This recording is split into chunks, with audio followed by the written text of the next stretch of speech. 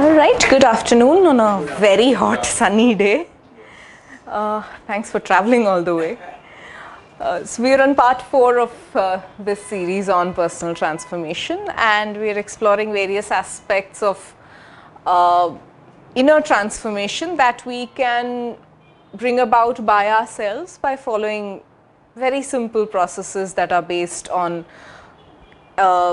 various psychological theories, including NLP, including a lot of inner family systems work, and a whole lot of other theories and philosophies. So the base of this entire series is the whole Freudian idea of the fact that the human persona is like an iceberg, and that there's only a tip of us which is visible to the society in general, and there's a large part of us which is under the water level, so to say, and it can only be accessed through deep inner work by ourselves. Sometimes it's not even accessible to us very easily, because we very often deal with ourselves as we deal with the world at the tip of the iceberg. So it takes a while to, in a way, bring down the waterline and expose ourselves to ourselves, right? So that remains the foundation of the series, and we continue to work with the idea of how do we access the deeper parts of the iceberg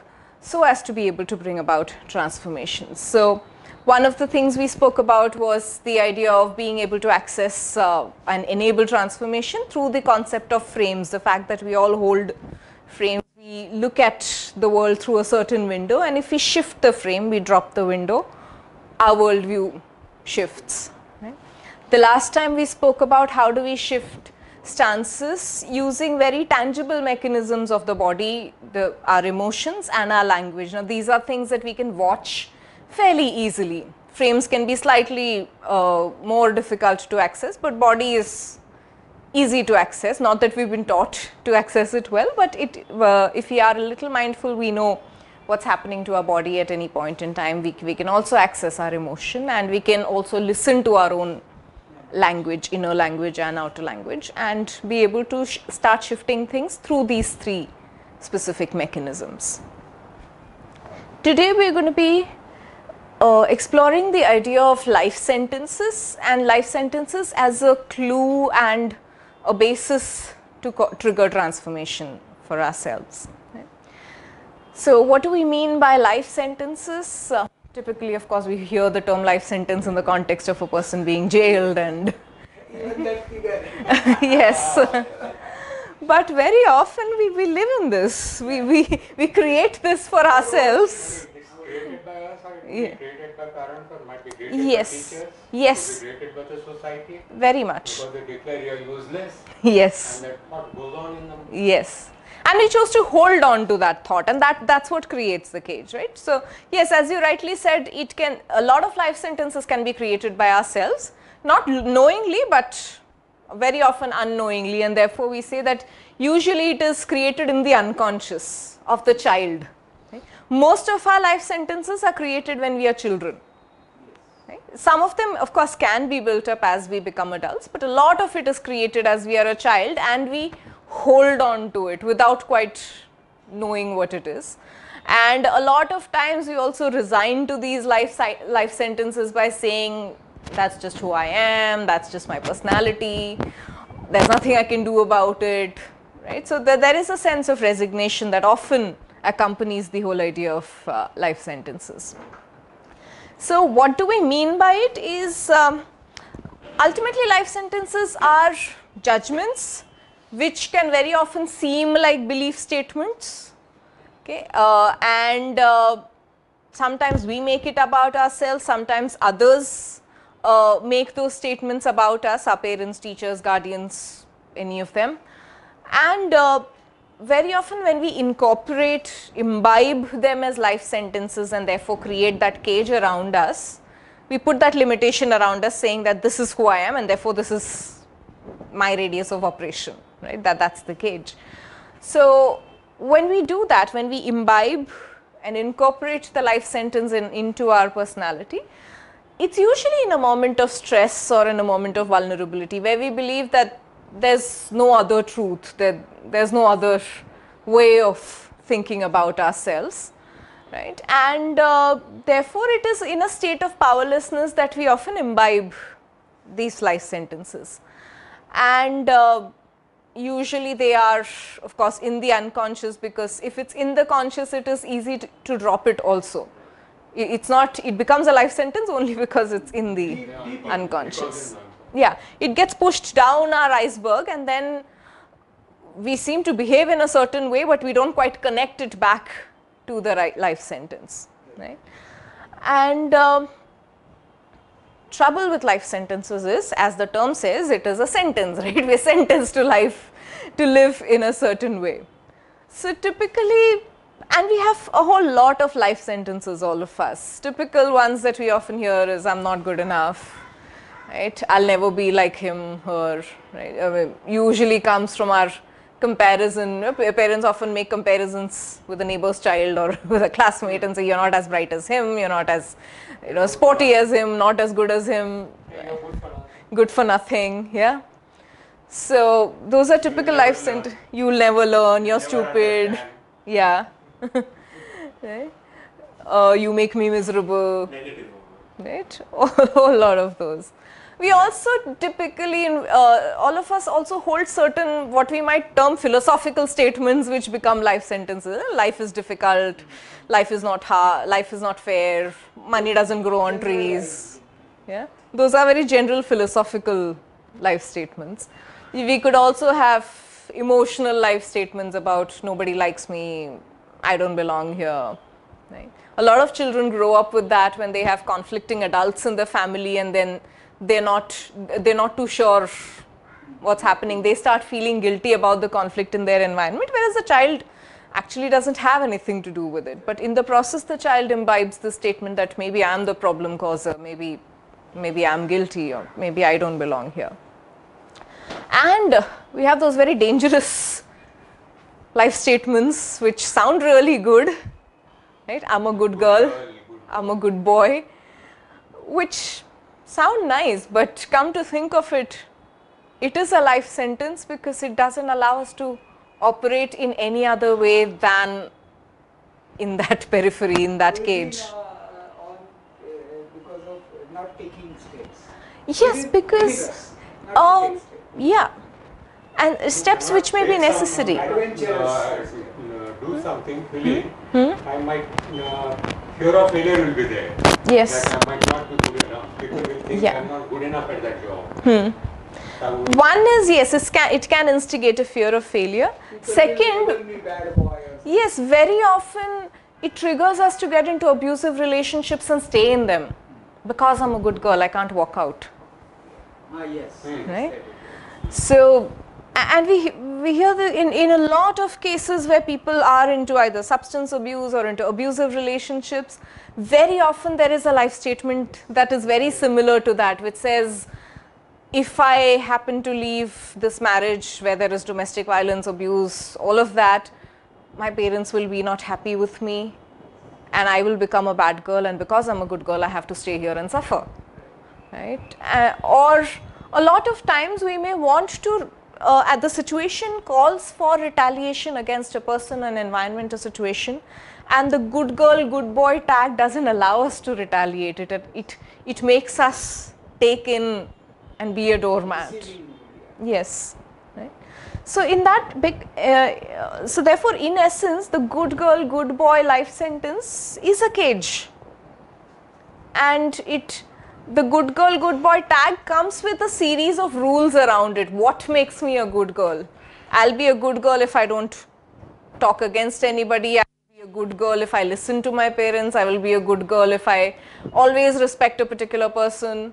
There's a lot of rules and regulations which make one good, and that can be dangerous, right? Because end of the day, that's not my only identity. I need to be able to not be good if necessary. And the life sentence doesn't allow us the freedom to do that. So, and those are life sentences which can be extremely dangerous as well. The others are at least a little visible and can be worked with at some point. These but are more found where parents use that reward technique. Yes. I mean, if you behave this way, I will give you this. Yes. Yes. That way, that Yeah. You will see this. These are random comments. Whether by the teacher, whether by the parent, whether by the friend. Yes. Yeah, but Maybe this a is- shopkeeper also. Yeah. Correct. चलो तुम नहीं खरीद कर सकोगे चलो. And in that moment of vulnerability, we accept it. Yes. Because a large part of my work is in the corporate space, I hear a lot of these dangerous kind of life sentences which say something like, I always come first, I'm an achiever, which is again a life sentence, because somewhere perhaps parents, teachers have ingrained it in this child that in order to be a winner, in order to be successful, you have to come first, you have to achieve, you have to be the best. And in the process, even as professionals, these people carry on that life sentence, and therefore they get extremely stressed. They take on things way beyond they can handle, and they can't refuse tasks because they believe that's the only way to achieve, that's the only way to succeed. So these life sentences then become extremely unproductive and limiting, because the balance of life completely goes away because of that. At some point you become a slave to the life sentence, even if it's seemingly positive. It can enable a lot of productivity, but only to a certain extent. After that point, it loses balance. Right? So all of us live with a whole lot of these sentences, some of which are easily accessible when we start realizing there is a block in certain aspects of our lives, where when we find a certain relationship difficult, or we feel limited in a certain arena, that's when we start realizing that there's a belief around it, there's a statement around it which is causing that limitation, and then we can start working with them. Some of them perhaps are easier detected by people around us rather than ourselves. And the difficulty with such kind of people, they will not see the big picture. Because I have seen in some corporate, VP, MJ, or GM, they are so particular that you should be on time. Yes. But then whatever, after that, whatever you do, it is different thing. But Yes. even if a person comes late, and he is good in his work, Yes. so it is acceptable sometimes. Yes. And not always, Yeah. but they will be very particular.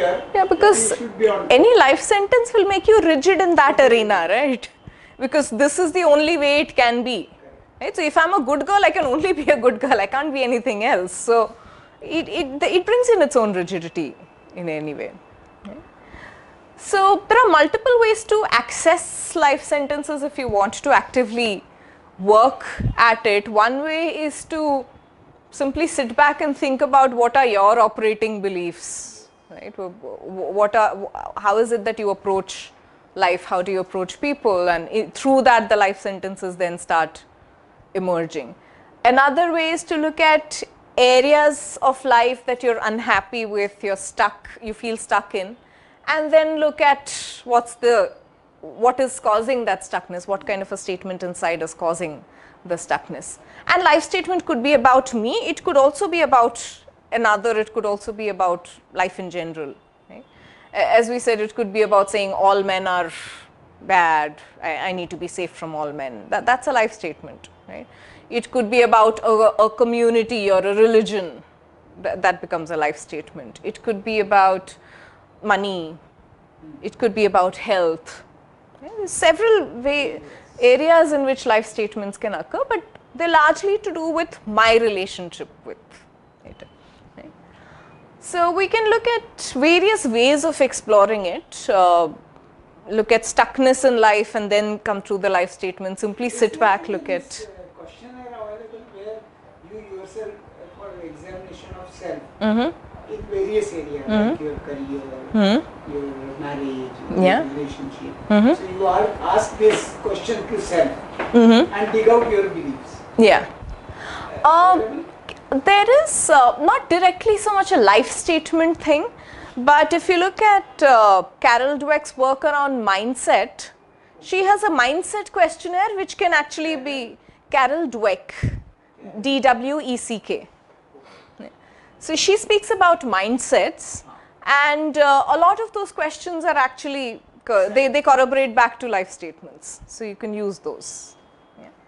Or simple reflection, if for those of you who are in the habit of journaling or writing a diary, a lot of life statements are very visible in a diary. So that's something you can look at. You yourself write in Yeah, we don't write it consciously, but the unconscious brings it up when you journal typically. Very simple way, and it often works for me, is to ask people who are very close to me in terms of either work or personally, ask them about where do you think I'm getting stuck, and in that conversation the life sentence emerges. A lot of times life sentences are very visible to outsiders. It's not so visible to us. the language they use. Yeah. So it really helps to talk to people to dig out your own life statements. So what do we do with these, right, having dug them out? Of course, start with figuring out what is a predominant life statement. So as an example, I could talk about something that in a way I'm still working with, not completely overcome, but something that started off very early in life. I've had this life statement for years together, saying I can't handle numbers. Okay. Started off way back in school, where the school math teacher was not quite good, so I used to be sent to this tuition tutor lady who used to teach, and she used to be this extremely strict looking lady, and she would actually stand in class with a ruler in her hand and be ready to hit anybody who's making a mistake. And for some reason I used to always be terrified of her. I mean, just the look of her, even before having experienced her as a tutor, I was just generally very terrified of her. So I remember the first few classes when I went, I used to take my time to solve things, and in schools, of course, calculators wouldn't be allowed, so you would manually calculate and all of that. And typically, the student who completes a problem first or second would be told that he or she is good, and I would typically not be the first or second to complete, and therefore it was kind of resigned that, yeah, I mean, this is the one that always takes time, right? And in the process, somewhere in my head, I resigned and said, not for me, maths is not for me, right? To an extent where no amount of proof that came my way in life wouldn't impact the life statement. I remember in 10th grade, I got 99% in maths. 12th, I had 98% in math, and the belief continued that I cannot handle numbers. After dating also. Yeah, nothing would change that belief. It was so. What happens with a life sentence is that because it's so deep, no amount of proof, no amount of factual reinforcement against it can overturn it unless I choose to work with it, right? So when 10th grade happened, when 12th grade happened, my explanation was that, oh, maybe I got it by fluke, maybe the exam was very easy, right? So it didn't matter, right? So therefore, a lot of my life choices, my career choices happened in a way that I avoid numbers, right? Which, looking back, I mean, it turned out well for me, but looking back, it could have been a very crucial determiner of how my life could have gone, right? So when did it get formed? It formed way back when I was in school, perhaps early teens, right? How does it work for me today? How does this statement that I can't handle numbers work for me today? I try and postpone every possible thing that has to do with numbers, taxes, accounting, simple cash expenses at work, making a petty cash list. I try and avoid anything to do with numbers as much as I can. There are projects that I turn down or give away to somebody else which involve too much analytics or statistics because I don't want to work with it, right? So how does it work for me? Not very efficient, right? Because I end up postponing a lot of things. I end up delegating a lot of things which I actually can do very easily, but I don't end up owning it up. So how does it serve me? Well, there is emotional comfort zone about not wanting to deal with numbers and therefore outsourcing it as easily and quickly as I can. And in some ways, it's almost a retaliation against that life statement, saying that, yeah, I know life statement you exist, but see, I found a workaround, so I don't have to deal with you. So, you know, my accountant handles my numbers, or somebody else handles my numbers, and therefore I found a workaround you, and therefore I don't have to deal with you. Right? It's almost a retaliation statement that happens. Does it serve me? Well, not quite. I mean, it's not particularly productive. So therefore, what's absent for me as a result of holding on to this life sentence? In simple terms, a lot of efficiency, a lot of things that could be done quicker do not get done quickly because I wait to delegate, I wait to outsource all the number work to somebody else. Right? And in that process, it is extremely inefficient, and therefore what's absent for me is, one, of course, efficiency.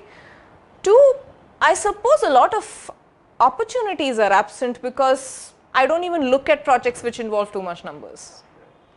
Right? So that I could be giving up a lot potentially just because I hold on to this life statement.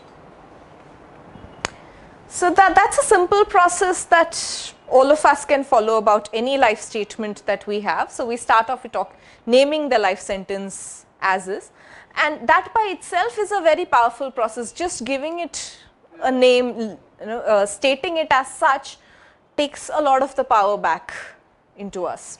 Right?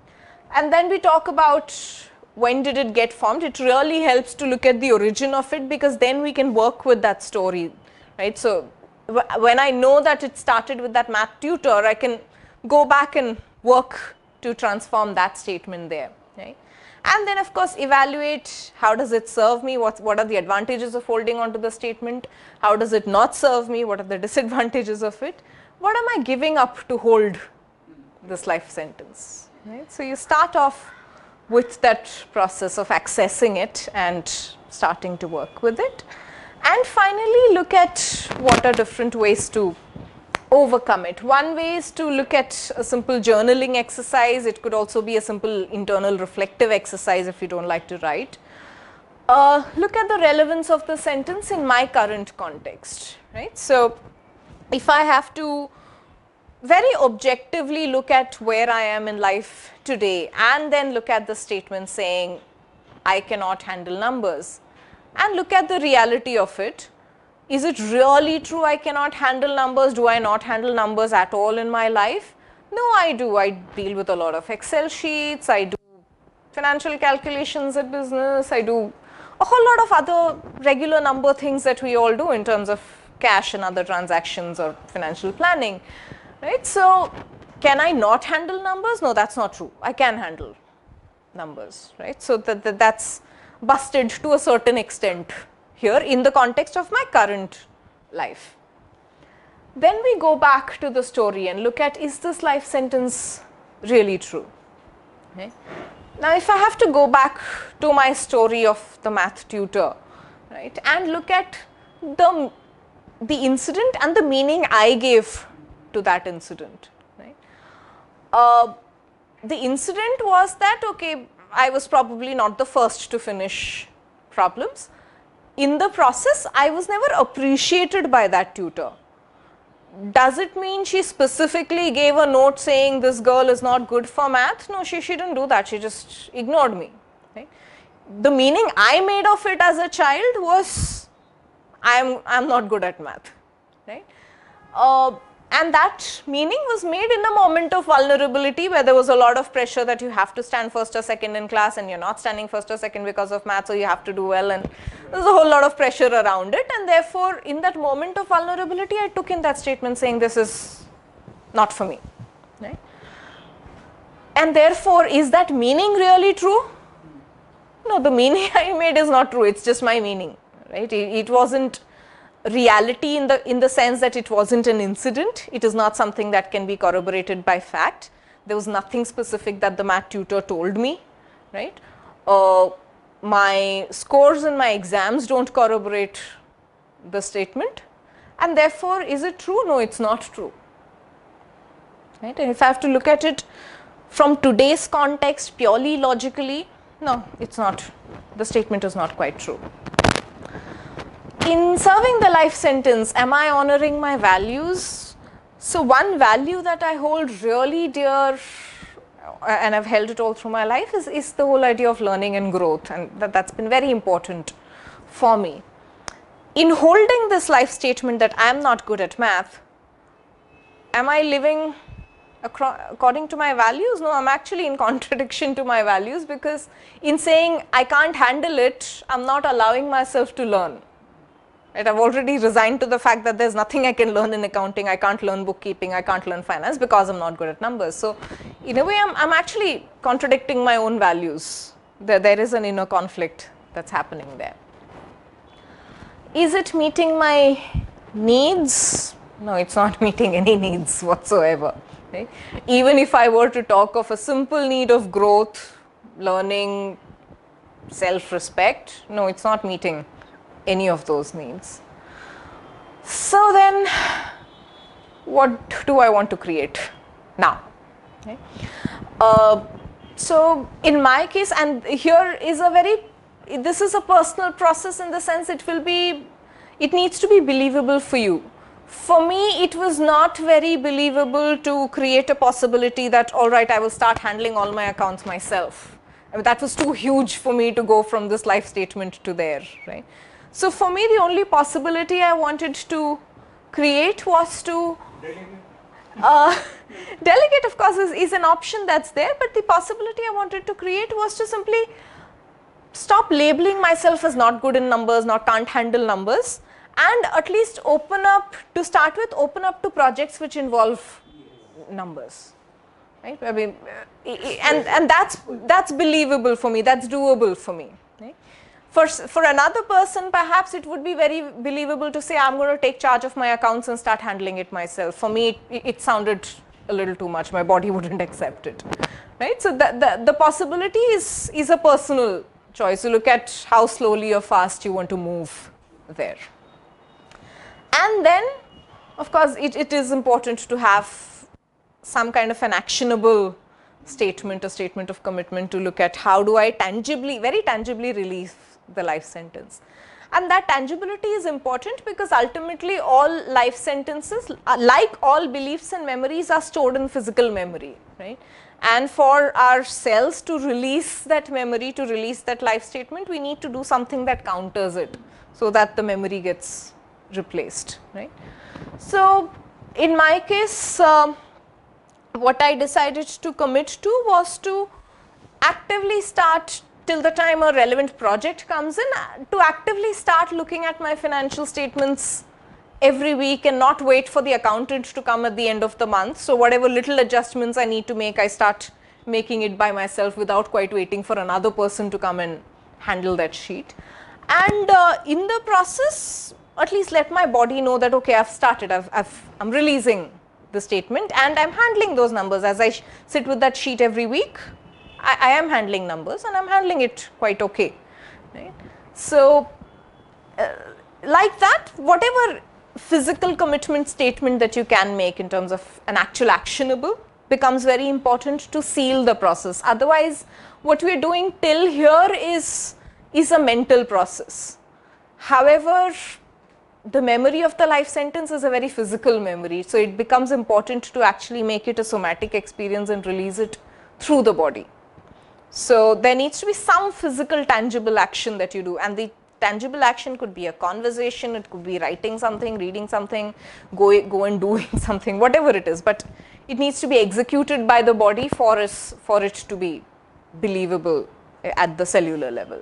And in that process, the memory shift.